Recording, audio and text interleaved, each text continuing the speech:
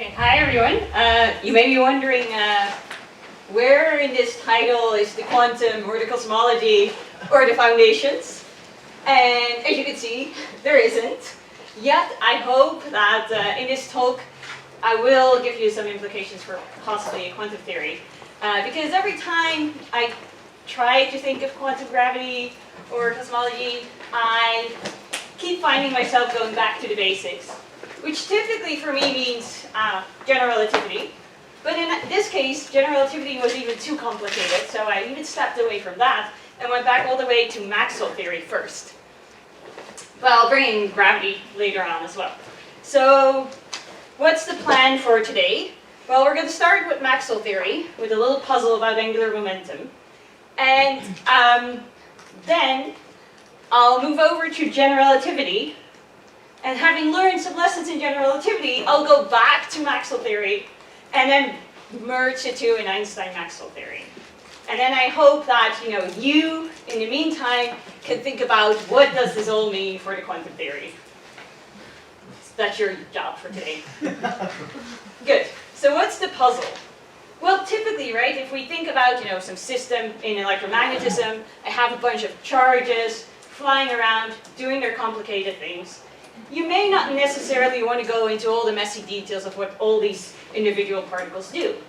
Instead, sometimes, to extract physics from this system, we may just want to look at the fluxes, right? Because every time you have accelerated charges, they will emit electromagnetic waves. And if you go far away from the system, we take some large surface at whatever constant r or r to infinity, whatever you want, and you can calculate the energy emitted by the system, the linear momentum and the angular momentum, and you would assume, right? I mean, I certainly did until I did the calculation.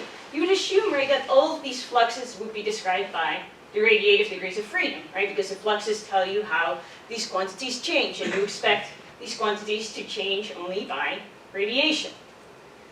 Now, this statement would be very convenient and practical, right, for us physicists that actually want to calculate these things.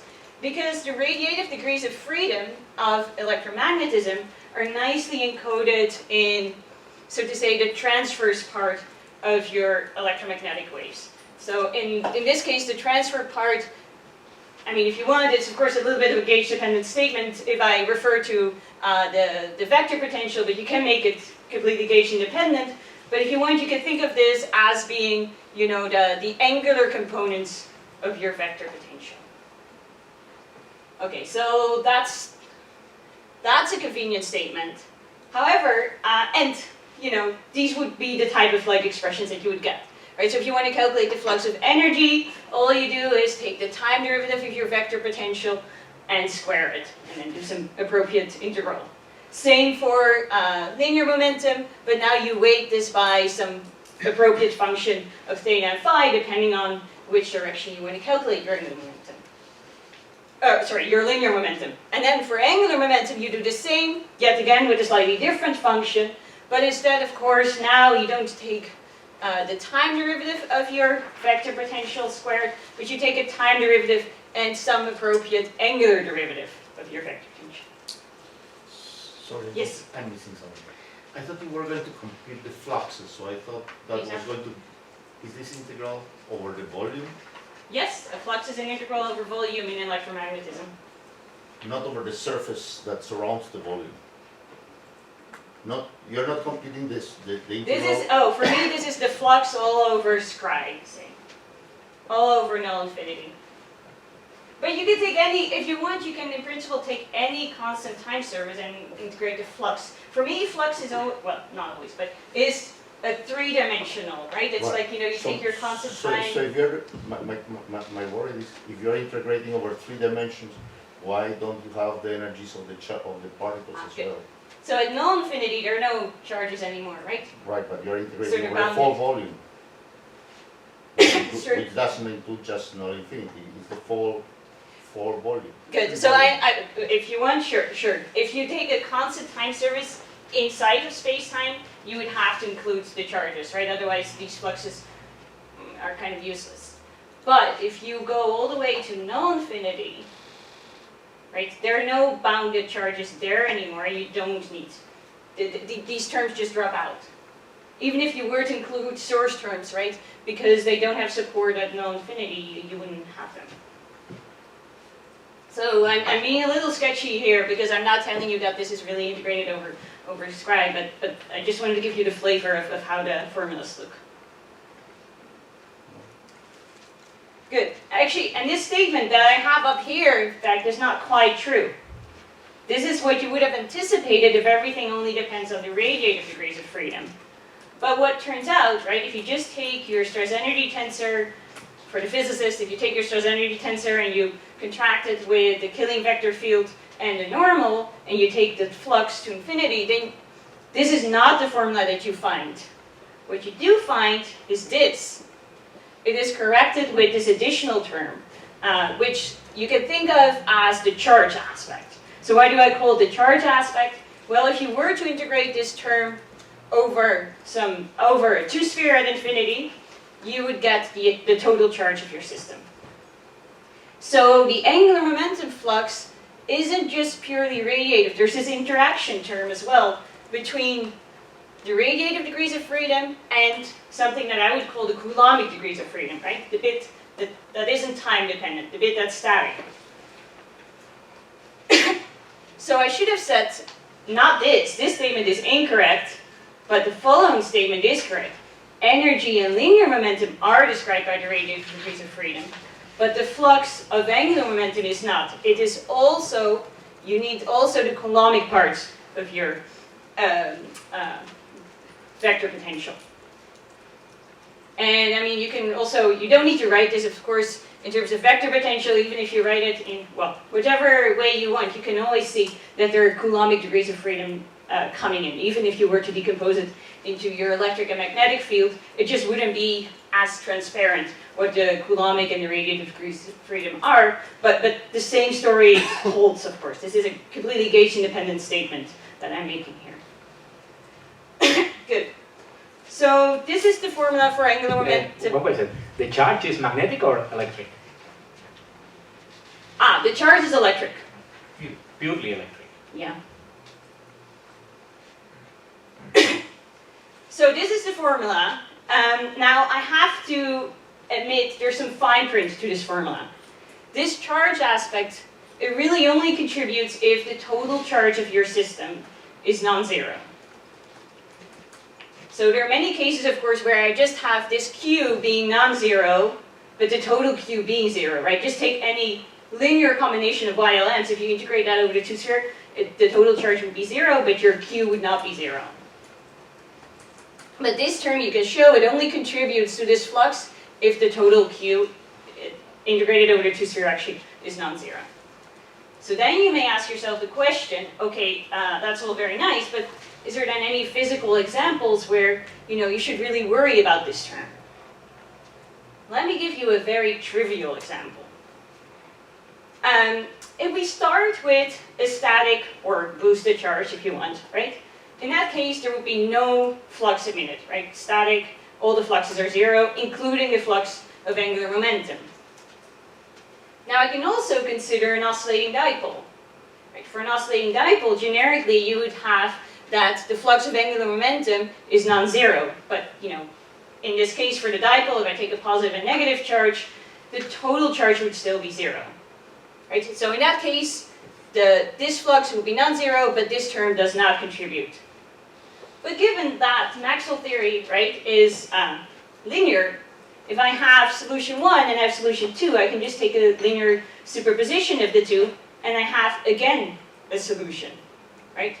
So in that case, if I take the two of them together, then I can see an example where the flux is non-zero, and it both receives contributions from this radiative part and from the interaction between the radiative part and the Coulombic bit. Now you may say, okay, that seems a little contrived. Can you give me something more concrete? Fair. How about a spinning charged sphere? In that case, if this sphere is moving at some angular velocity that's variable, right? So not a constant one, but a variable angular velocity, then you can calculate the flux again.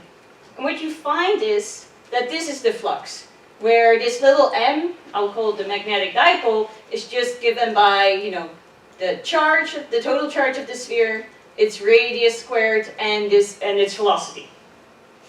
And what you can see, right, is that there is this interaction between this magnetic part, that is kind of like the radiative degrees of freedom, this magnetic dipole, and the charge, the Q. So this term, in fact, is an example where you have a flux of angular momentum, and if I look back here, this radiative part, this interaction piece, is just absent. So the entire flux, in this case, is given by this cross term between the radiative bit and the coulombic bit.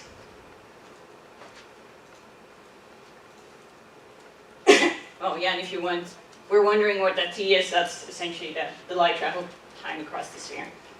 Good. So this is a concrete example. So now you may ask yourself the question, okay, or you can think about this, I don't know the answer to this, but given that, you know, a classical expression, right, the flux depends on both the radiative pieces and the coulombic pieces, is it enough to quantize only the radiative degrees of freedom, which is something that we typically do in electromagnetism, right? If you go to Q of T, right, we always quantize a momentum space K, where K is transfers, and then you can see that you essentially only quantize the radiative pieces. You never quantize the coulombic pieces. So I'll leave that for a later discussion. But given that I learned this in electromagnetism, I got a bit worried about general relativity, right? Because typically, what we do, or I mean, especially for radiative processes, if we go from electromagnetism to GR, we just, you know, replace the wave by the wave, if you want, right? So I replace my vector potential by my gravitational potential, my gravitational wave bit, and I mean, the natural analog of the charge aspect would, in GR, of course, be the mass aspect. So that kind of raises the question, okay, where is this cross term in the flux of angular momentum in GR? There should be some kind of like interaction between the gravitational wave and the mass aspect. And surely for, you know, any kind of physically interesting system, say a binary system, or where we want to calculate the angular momentum flux, the total mass aspect is going to be non-zero, right? We have, you know, neutron stars are made up of masses, black holes have some mass aspect, all of that. So where is that mass aspect in the flux of radiated in GR? And as it turns out, there is no such mass aspect in the literature. In fact, there's sort of two different approaches to calculating flux of angular momentum in the literature. There's one that is based on Hamiltonian and Lagrangian methods. But these methods, they typically, right away from the start, what they do is they restrict to the radiative phase space. So if there were such a coulombic contribution, they would have, to the flux of angular momentum, they would have never seen it. There's also another approach that's a sort of like very practical, pragmatic approach, which is based on the Landau-Lifshitz formulation. And in that approach, you also don't find the mass aspect. But maybe that was due to the fact that, you know, in the calculations that people have used, they've always restricted to periodic sources at rest. So, meaning, for example, right, so they wouldn't include situations where, say, you have two black holes going around each other and they merge, and typically in that process, right, since the radiation is not emitted symmetrically, it will be emitted more in one direction than the other. Typically in those processes, in the end, right, in the merger process, the two black holes, or the merged black hole gets a kick.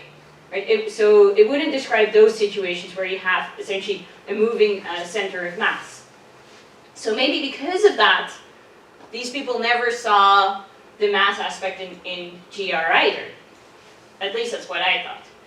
So what I set out to do is to try if I could rederive this. Either fix this Hamiltonian method to include the coulombic pieces, or to let go of these restrictions on the sources. And as it turns out, it's a lot easier to do this. So that's what I did. And in order to do the second approach, I used the Bondi formalism. And some of you may be familiar with it, some of you not. Essentially what it does for us is something very nice. So what I've written for you here is a completely generic metric. It could be literally anything, where these, I've used some coordinates, u, r, and, say, theta and phi, labeled by the a. Right, so this, at this moment, is a completely generic metric, but I'm not interested in generic metrics. What I want to do is I want to describe some kind of isolated system that emits gravitational waves and calculates its angular momentum radiated. So what I do is, what I need essentially is some kind of isolated system which is asymptotically flat, right? And I want to describe the radiation, and I always do that at null infinity, right? And therefore, what I need is some kind of metric that describes the region here that I've highlighted in blue. So in order to do that, what you do is essentially this. You demand that these functions, that a priori are completely arbitrary, have some specific fall-off behavior. Right? So this function u should be at leading order 1, and then there's some arbitrary function b, which is a function of u, theta, and phi, and over r squared, and you keep expanding this in terms of r squared. So these functions have that generic behavior, and there's physics encoded in it. So it may seem overwhelming, but let me highlight to you. Right? So if I take the limit r to infinity, which is exactly, brings you to this surface, you find that you're left with these terms, right? These are just exactly, flat space, Minkowski space, in these u, r, theta, phi coordinates. But of course, we're not interested in just Minkowski space. We want to include more physics. So we also include a function which is called the mass aspect, right? And if you were to look at, say, the Schwarzschild metric, that's exactly where the m in the Schwarzschild metric would show up. But this m, of course, is now a completely generic function of u, theta, and phi.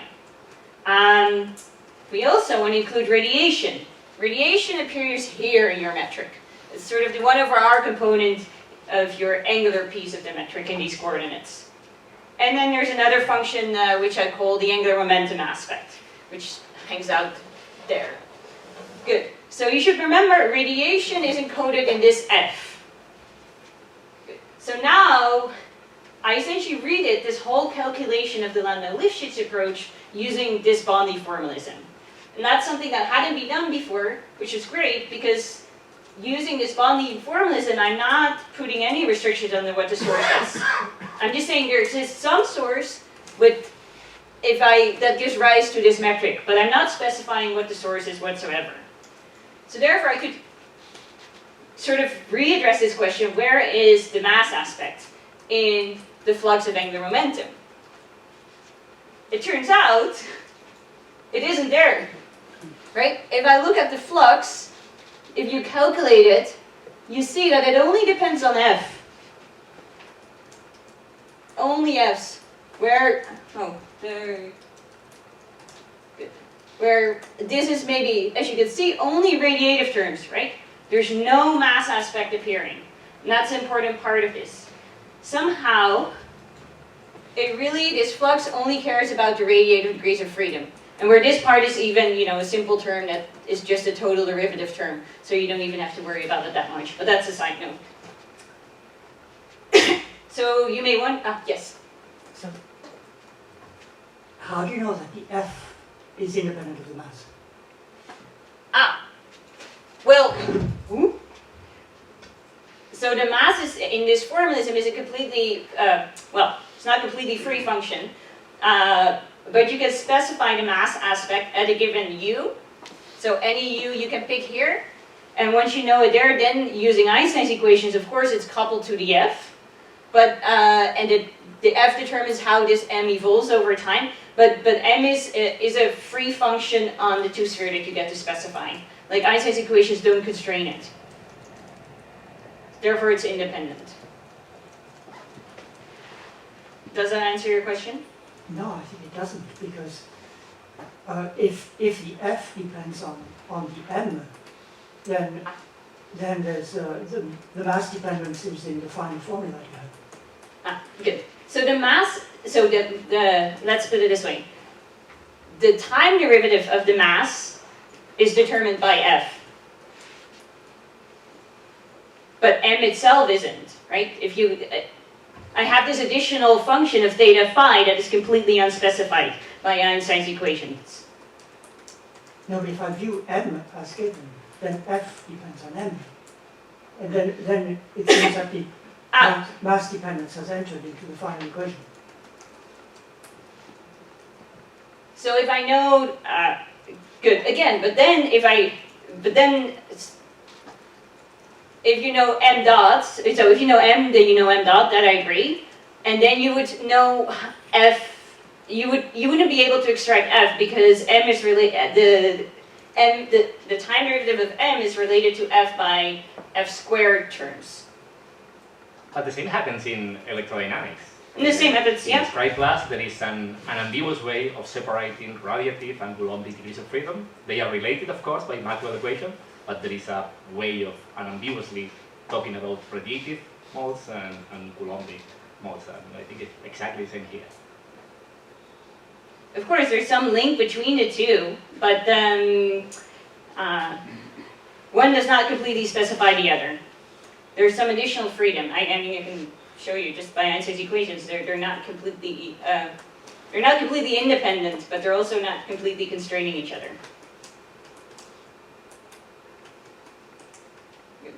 So the M doesn't appear in the final equation, only F's.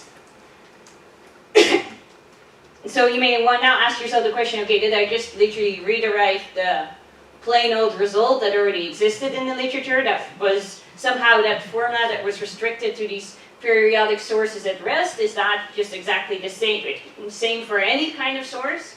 Well, not quite. Right? There is a slight difference with the standard expression that I derived, but that difference is given by these two terms. So this term is a total time derivative, and therefore, indeed, if I restrict to periodic sources, right, which means that, you know, if I do some type of orbit averaging, that would be 0. So that indeed, this term then drops out if I again do that restriction to these periodic sources. And this other term is a total derivative on this 2-sphere. So if I carry that out, that integral that I should be carrying out, right, this is an integral over the 2-sphere. In general relativity, fluxes now are 2-series integrals. That's not the case for Maxwell theory, which is not diffeomorphism invariant, whereas general relativity is. Then this term drops out.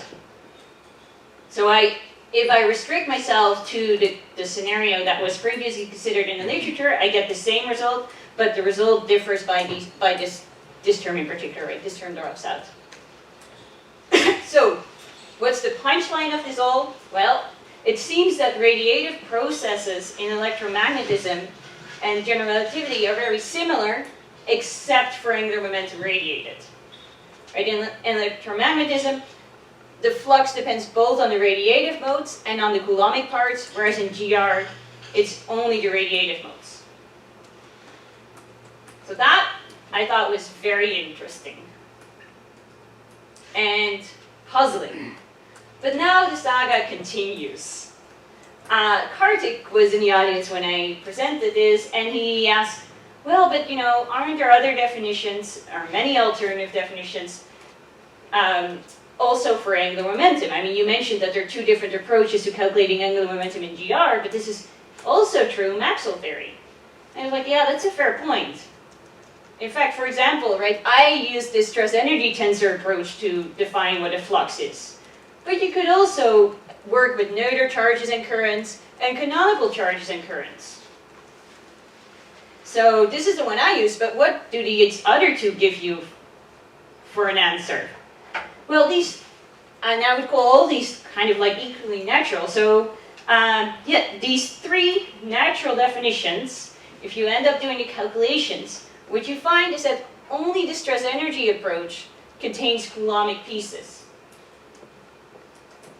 The Noether current and the Noether, the Noether flux, so to say, and the canonical flux, they're purely radiative. And what you furthermore find is, at least if you are all the way at infinity and only consider Killing vector fields, is that all these three different notions, they only differ by boundary terms. Furthermore, if you calculate the flux over this entire surface, right, over all of null infinity, given some standard boundary conditions that specify how your field should decay if you go all the way to this point and all the way to this point, you find that the Noether flux and the canonical flux for angular momentum are in fact the same.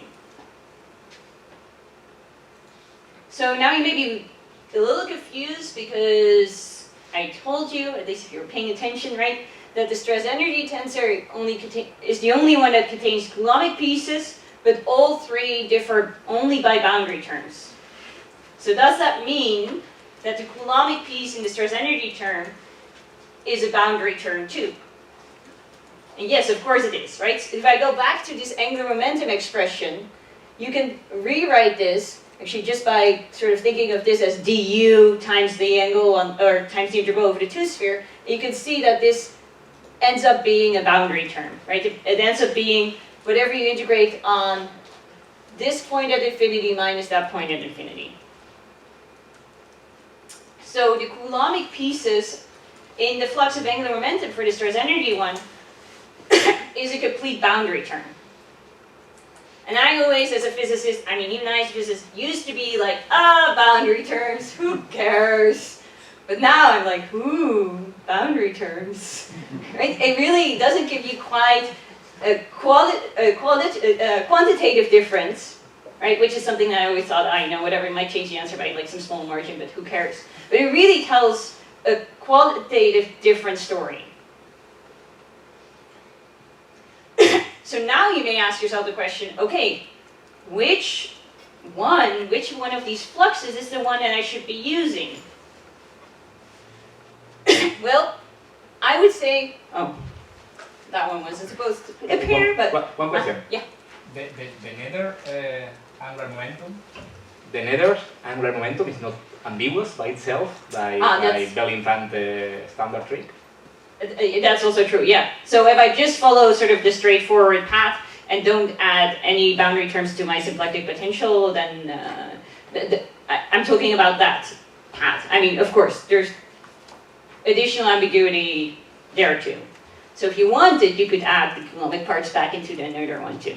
Yeah, that's true. Good. Still, this leaves kind of the question, like, which one of these three should I be using? And to which my answer is, well, kind of depends on the context.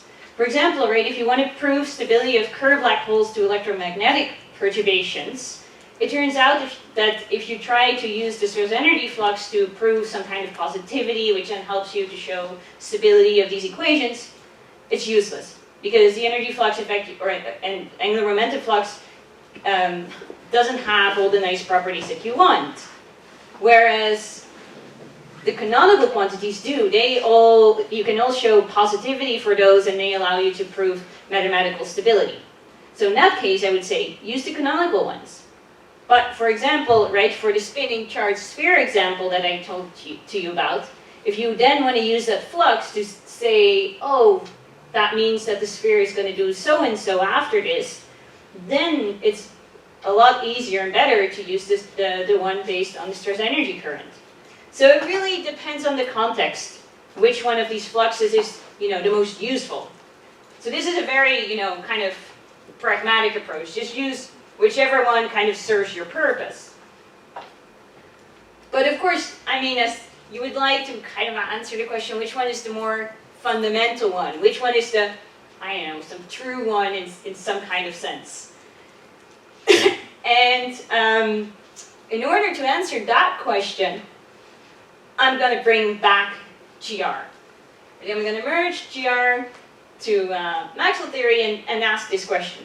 So what people do, or what people have done when they study fluxes in general relativity, is typically this approach, right? So you can define some charge, and if you then just take its time derivative, using Einstein's equations, you get the flux. And what you typically do is you derive this equation in vacuum for the charge, and then you just use Einstein's equations to get the flux, but you do the same kind when you include matter. So you derive the charge in vacuum, and you bring in the matter only through Einstein's equations. So the typical approach to this always gives you the stress energy flux on the right-hand side, just because of you're using Einstein's equations, and what else could Einstein's equations give you other than the stress energy tensor? So this is the typical approach, even to studying fluxes in Einstein-Maxwell. So that's exactly what I say. By construction, people have always calculated again and again the stress energy flux on this side.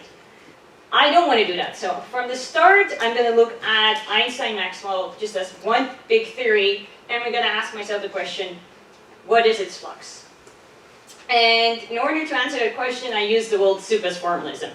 You don't have to really look at this formula, but as it turns out, you know, if you use the word soup as formalism, you have to use some symplectic potential and symplectic current, and what you are using, what you find is that somehow very naturally this symplectic current is always depends quadratically on your fields. And it turns out that these fields, right, they nicely decompose into three pieces. There's a sort of a GR piece that's quadratic in your metric. There's an electromagnetic piece that is quadratic in your vector potential. And then there's an interaction piece. So that's sort of the talking between the background metric, or no, your dynamical metric, I should say. It's not a background metric, a dynamical metric, and your vector potential. Now the nice thing is if you take this thing to null-infinity where I'm calculating my fluxes, this term decays so fast that it drops out. And then, you know, lots of work and many minus signs later, you will find, interesting enough, that if you just look at the electromagnetic part, this reproduces the flux from the Noether current. So if I look at Einstein-Maxwell theory as a whole, it seems to prefer the Noether current over the other currents. I'm not sure what that means, but this seems to be that, like, at a more fundamental level, maybe the Noether current is preferred. Now you may say, well, weren't the Noether and the canonical fluxes the same? Well, yeah, the fluxes are the same. That's what I told you, right? But the fluxes were integrated quantities. They were integrated all over scry, whereas the currents, those are the items, the integrands, they're not the same. And that's why this calculation only reproduces the Noether current and not the canonical current, right? It only reproduces the integrand. So why is that? Well, let me actually leave that point aside. Good. So what does this mean for quantum theory? Well, I'm not sure. I'll leave that up to you.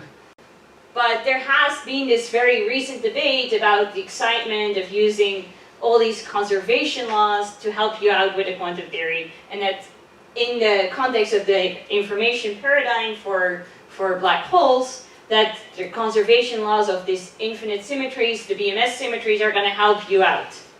Right? So to me it seems that, well, I mean, you should also think about what this means for angular momentum, and then what these conservation laws are, right? They tell you something about some flux here gives you some flux here, and you want that to be preserved.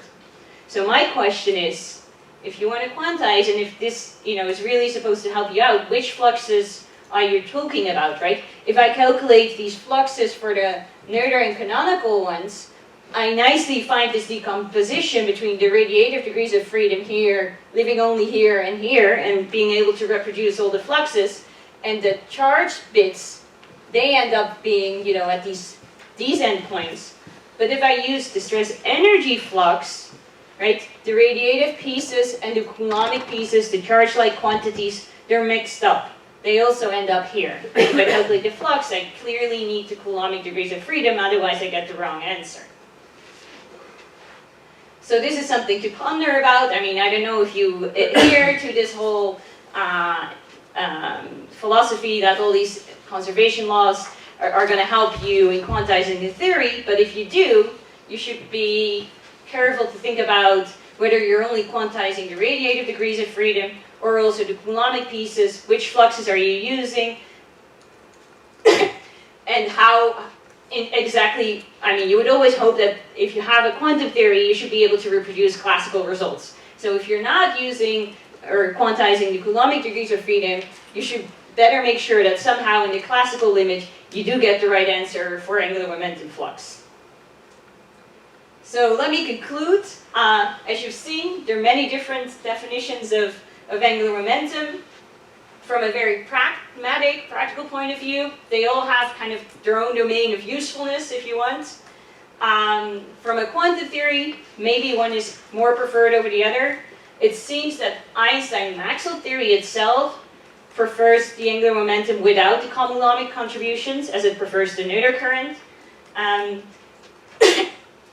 But I don't know if there's a more definite or fundamental or preferred way of picking out one over the other. So I'll leave you with these questions. What, if anything, does this imply for a quantum theory? Should a quantum theory reproduce all the fluxes at null infinity? And if so, which fluxes? If not, why not? Or will this all be just simply resolved by also quantizing the matter that gives rise to these charges? And is that why, this is a kind of a moot point? I'm curious what you think. Thank you.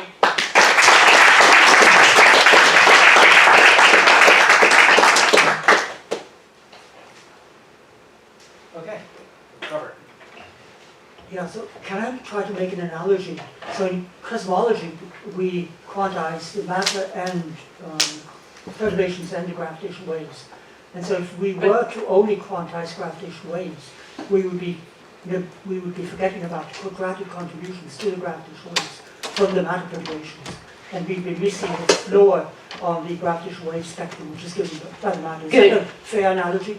So I think that's an excellent analogy, except that it also breaks down very quickly, because in cosmology, we're never calculating fluxes at infinity, right? In cosmology, well, yeah, we look at constant time slices, and that's what I'm doing here. It breaks down there.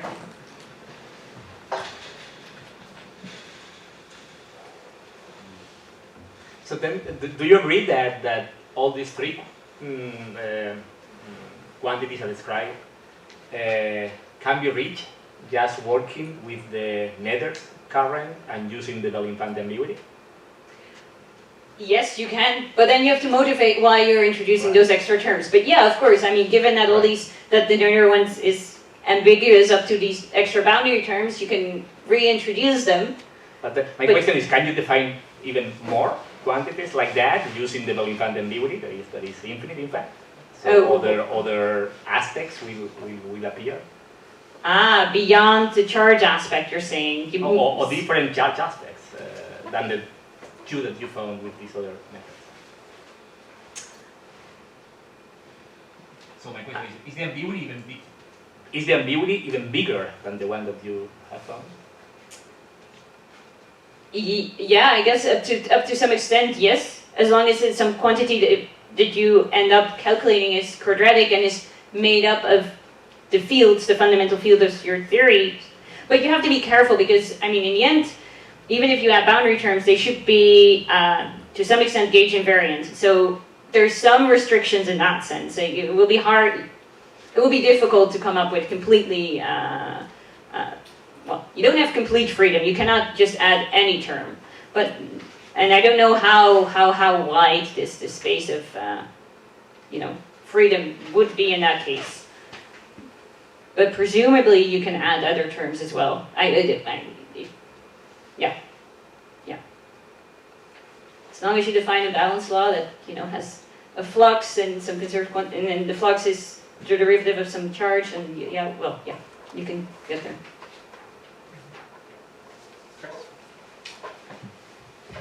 Thank you. So if you are about the boundary terms, you're like, ooh, boundary terms, that's your reaction? Is there I mean, what's the empirical signature of these boundary terms? Are there possible ways we could maybe, sort of constrain the choices by appropriate empirical data? It's actually an excellent question. So these, oh, turned off. Ooh, okay, good. Thank you. That's an excellent question. I mean, we of course talk about fluxes as being very real quantities, and sometimes maybe even thinking about quantities that we measure. But of course, in the end, I mean, I don't have a single device that is an angular momentum flux measurement device. So I think ultimately to your answer is no. So then you may ask yourself the question, okay, like, why do you even bother about calculating fluxes? To me, I mean, fluxes are really useful quantities in the sense that they constrain what can happen, and they tell you also, I mean, if you really have a balance law, ideally, so this is not always the case, right? But for example, in GR, you would have, the flux tells you how some other quantity is changing over time. So for example, right, you have the Bondi mass aspect, or the Bondi mass, and it's, the flux of energy tells you how the Bondi mass is changing over time. So that's where, you know, the fluxes ultimately really come in. But if we could come up with a cool measurement device somehow that did measure angular momentum, then I think this is an excellent point. But I don't think we have that. My question was exactly the same one. You guys should write a book together. Well, I have a Yeah, I think so. So, when we quantize Maxwell theory, we quantize free Maxwell theory. So usually you quantize the free theories, right, and then you introduce interactions perturbatively. And so presumably in the free theory, you don't get a charge aspect. You're right, yeah. In the free theory, you're totally fine. There's no charge aspect. But so then you would expect this to be something that came in perturbatively. Either, or what you, I mean, if you really totally want a consistent theory, to be honest, you can only really get a charge aspect if you have some matter making up this charge, right? Well, that's So what then, I mean. yeah. Like in like QED, you would expect it to be from the interaction. Yeah. Yeah. But this is kind of interesting because there is a whole approach called, you know, asymptotic quantization, which seems to, which seems to advocate that you can quantize only the radiative degrees of freedom at null infinity, and this should be good enough. So I'm maybe arguing that well, we should make sure that really is good enough. Even though, you know, not the matter itself doesn't reach null infinity, right? There's no charge aspect at null infinity. All the charge will go back to that point to future time-like infinity. But yet, if you want to calculate the flux, at least, you know, in the source energy approach, you do need the charge aspect. So is it then, you know, really enough? Okay, I have a question. Actually, if you consider as a system without additional methods, say, carry inhuman black holes with decaying electromagnetic and decaying electromagnetic perturbations and gravitational waves with all behavior of perturbations is known. And I myself you told me a long time ago, is it any problem to is calculate the emitted angular momentum? It just so happens that in if you look at perturbations, electromagnetic and gravitational wave perturbations. Oh, did I do it? Oh, sorry. If you look at electromagnetic and gravitational wave perturbations of Kerr-Newman black holes, it just happens, at least, you know, right, in that case, I have to talk about the angular momentum flux using Einstein-Maxwell, right, because now I have the combined system, and in Einstein-Maxwell, what you saw, right, is that the flux is purely radiative. So there you don't see these Coulombic degrees of freedom appear in the flux. Okay, and so what is the problem then? What is then the problem?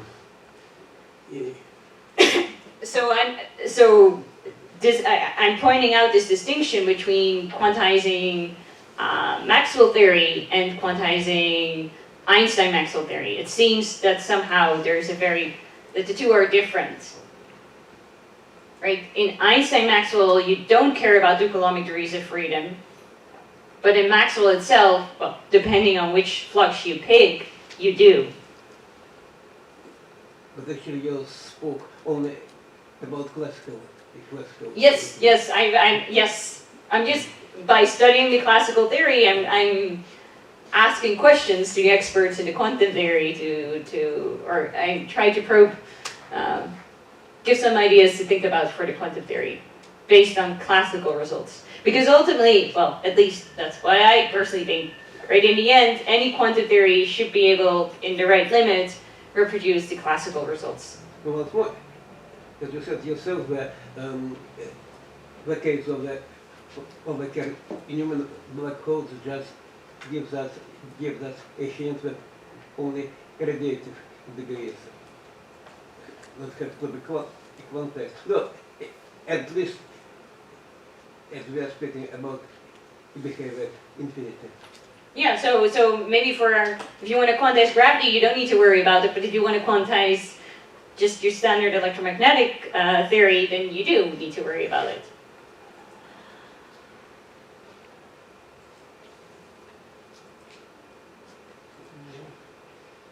Actually, well, actually, because in case of pure electromagnetic theory once more, there is no problem with quantization. Okay,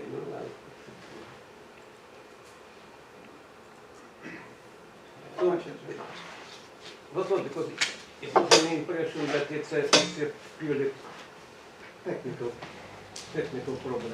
Maybe. Maybe that's true. Yes, but I just want to present to you that even at the classical level, you can get very,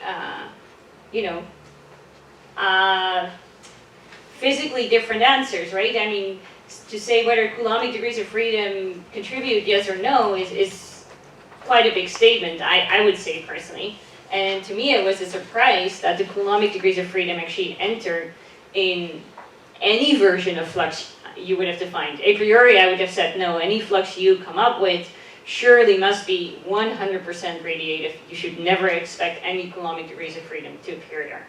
Yet, a very, very natural flux, right? The stress energy one, I mean, come on, like, this is the one we're all used to. That one has Coulombic degrees of freedom. To me, that was a complete surprise.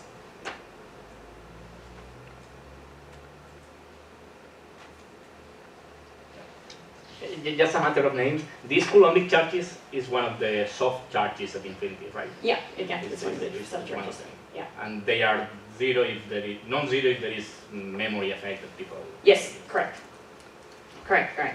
Yeah. So yeah, phrasing this whole like soft charges and soft modes framework, this is exactly that. If you want, in the Newman-Penrose formalism, this Coulombic charge aspect is just a real part of phi 1.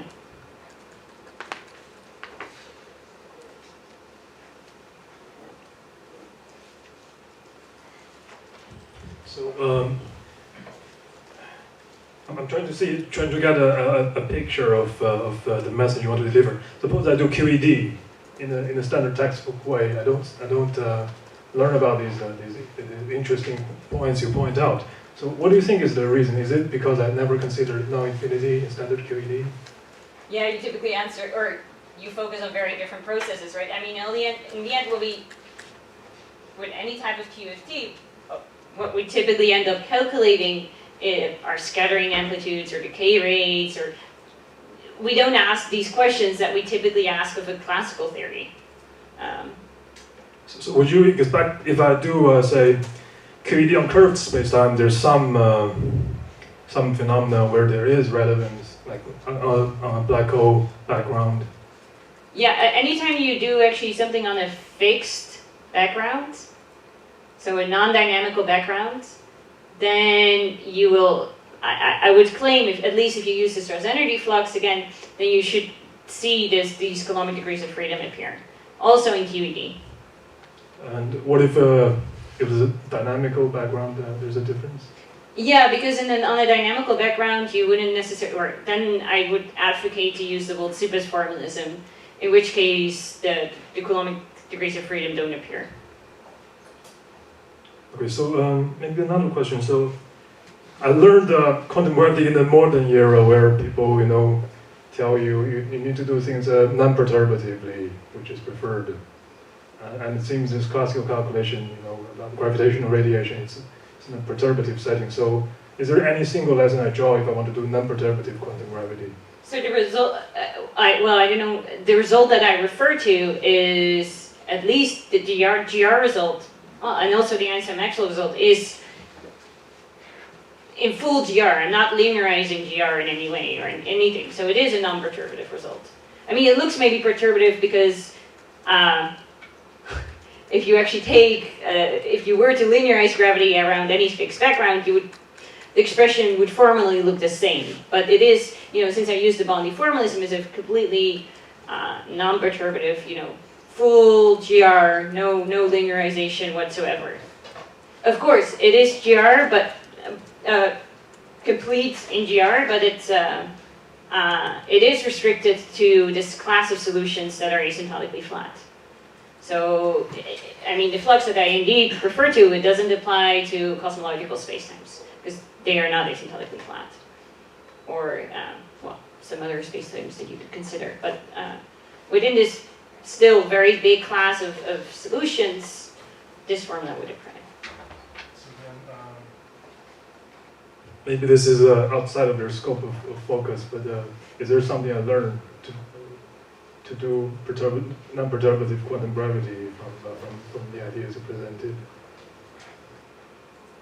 So I would like to turn it around. Did you learn something from this? It's a surprising observation. I still have to digest it. Fair.